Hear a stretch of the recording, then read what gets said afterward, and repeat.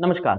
आज मैं आपको 4, 13, 22, 31 इन डेट ऑफ बर्थ के बारे में बात करूँगा। जो भी लोग 4 नंबर से रूल करते हैं, वो राहु से रूल होते हैं। अक्सर बहुत खराब दृष्टिकोण से इस डेट ऑफ बर्थ को, इस नंबर को देखा जाता है। राहु को बहुत अच्छा माना भी नहीं जाता है। आप कभी यूट्यूब उठाएँगे तो राहु के बारे में आपको इतना कुछ सुनने को मिलेगा, ऐसा है, वैसा है, ये है, वो है। लेकिन मैं आपको सच बताऊँ इस 4 नंबर के बारे में बहुत ही कैलकुलेटिव लोग होते हैं, बहुत ही कैलकुलेटिव, सुपर इंटेलिजेंट लोग होते हैं। अगर मैं आपको इनकी अच्छाइयाँ, कमियाँ आज इस वीडियो में सब कुछ शेयर करूँगा। इनके कैरेक्टरिस्टिक्स कैसे होते हैं? क्या इन लोगों के लिए सही इनको मतलब अपनी लाइफ़ में चलना कैसे चाहिए? वो भी आपको मेरे इस वीडियो में पूरा एंड तक देखेंगे सब समझ में आएगा। तो चलिए शुरू करते हैं इस बात को। ये 4 नंबर के लोग होते हैं ना राहु से रूल करते हैं। अब मैं आपको अमृत मंथन की कहानी सुनाऊँ वो यूट्यूब पे भरी पड़ी है। हर कोई आजकल वही कहानी सुनाता है ना? तो मैं आपको बहुत शॉर्ट में समझा देता हूँ कि जो असुरों के गुरु थे शुक्राचार्य, ठीक है? उनके 2 सबसे प्रिय शिष्य थे। एक राहु थे और एक कलयुग थे।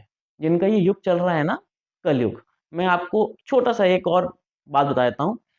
हमारे पद्म पुराण में कलयुग का जो वर्णन मिलता है, वो कलयुग से नहीं मिलता।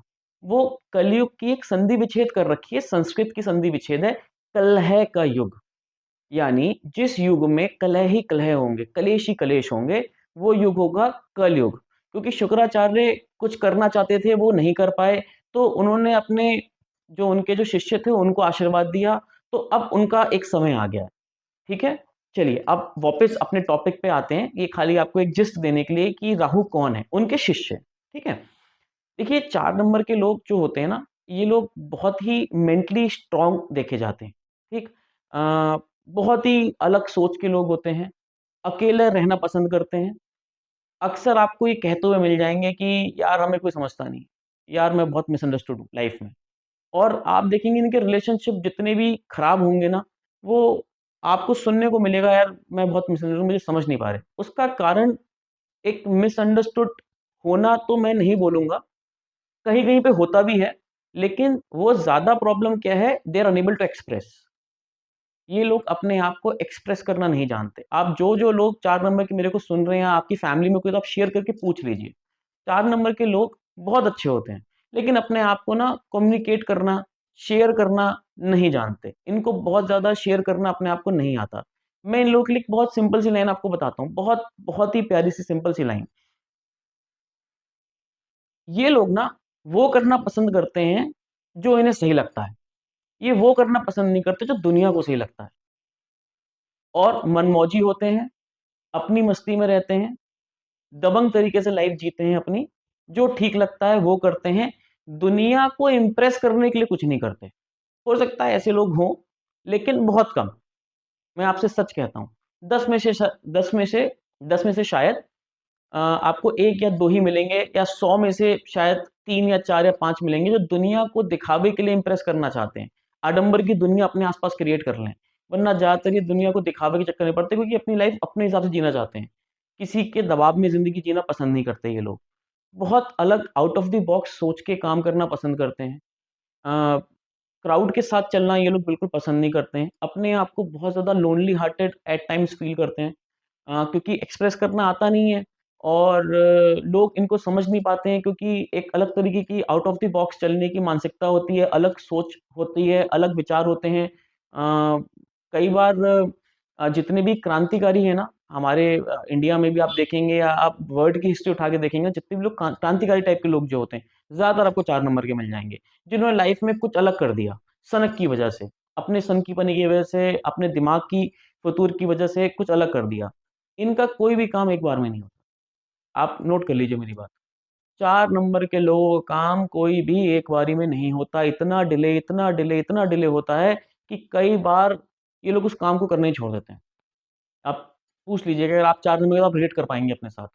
बहुत टाइम लगता है एक काम को होने में क्योंकि इनकी सोच कुछ अलग तरीके की होती है। अलग तरीके से चलने की कोशिश कर रहे होते हैं। ये भी एक एक चीज़ और आपको बताऊँ जॉब्स में बहुत अच्छे होते हैं, फाइनेंसेस में बहुत अच्छे होते हैं, बैंकिंग जॉब्स में बहुत अच्छे होते हैं।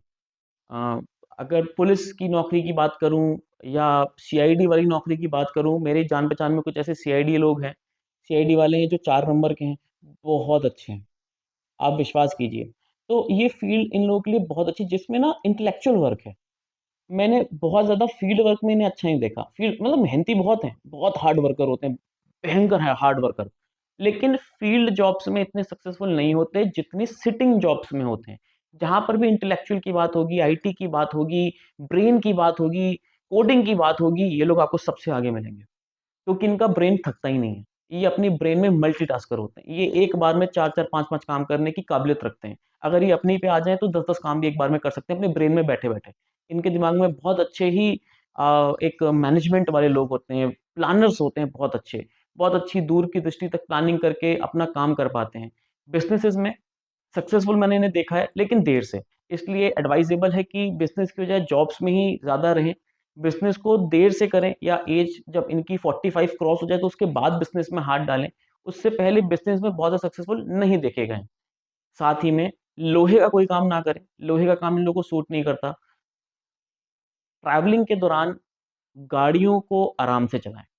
4 नंबर वाले लोग बहुत एक्सीडेंट प्रोन होते हैं, क्योंकि लोहा इन्हें बहुत ज़्यादा फलता नहीं है और कई बार ये लोग अपने नाम से ही लोहा खरीद लेते हैं, तो एक्सीडेंट्स बहुत होते हैं। तो कभी भी लोहा आप घर में खरीदें, अपने लिए गाड़ी खरीदें, अपने नाम से ना खरीदें, देख लें कंपैटिबिलिटी किसकी अच्छी है। अ, आप आप मुझसे ही पूछ सकते हैं, है ना? आप सर्विसेज़ भी ले सकते हैं मेरी। तो ये सब चीज़ें हमें देखनी होती हैं। 4 नंबर के लोग ओवरऑल बहुत अच्छे स्टार्टर होते हैं। ये भी मैं बोल सकता हूँ कि एक तरीके से स्टार्टर तो अच्छे होते हैं, लेकिन कई बार फिनिशर बहुत अच्छी नहीं होते, पर कुछ-कुछ केसेज़ में फिनिशर भी बहुत अच्छे होते हैं। काम को पूरा एंड तक करके ही आपको फिनिश करके आपके हाथ में रखेंगे, लेकिन सब जगह ऐसा नहीं होता।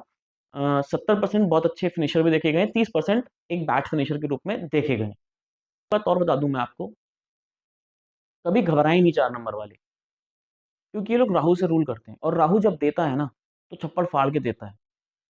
बताया जाता है कि शनि जब देते हैं छप्पड़ फाड़ के देते हैं, लेकिन मैं आपको सच कहता हूँ, शनि का मुझे नहीं पता, लेकिन जब राहु देते हैं ना, तो छप्पड़ फाड़ के देते हैं और इतना देते हैं ना कि आदमी से सँभलता नहीं है। तो राहु के लोग डिले तो होता है, लेकिन इनका ब्रेन इनको पे ऑफ कर जाता है। तो इस तरह के 4 नंबर के लोग होते हैं। इस तरीके से अपनी लाइफ़ को प्लान करें, एग्रेशन को बहुत कंट्रोल रखें, बहुत ज़्यादा। बार-बार बोल रहा हूँ, अपने गुस्से पे काबू रखिए, गुस्से पे काबू रखिए, गुस्से पे काबू रखिए। सिर्फ़ गुस्सा ही इनकी लाइफ़ में डिले का कारण बनता है। बाकी अगर कोई भी चीज़ ये अपनी कम्युनिकेशन स्किल्स को अच्छा कर लें, पोलाइट बना लें अपने आप को, कई बार गो और फिर देखेंगे कि लाइफ़ इनकी कितनी स्मूथ होती जा रही है। एब्यूसिव ना हो, अपने ऊपर काम करें, पूजा-पाठ बहुत ज़्यादा करें। 4 नंबर वालों को अगर ये पूजा-पाठ करना शुरू कर दें, इनकी लाइफ़ यू टर्न मार लेती है। आप करके देखिएगा जो मैं आपको बता रहा हूँ, आपको अपनी लाइफ़ में अंतर ज़रूर दिखेगा। मैं उम्मीद करता हूँ कि आपको जानकारी पसंद आई होगी। दोस्तों के साथ शेयर कीजिए, जो-जो आपको लगता है 4 नंबर के लोग हैं, उनसे पूछिए कि जो मैंने बताया सही है या गलत है। बहुत-बहुत धन्यवाद आपका।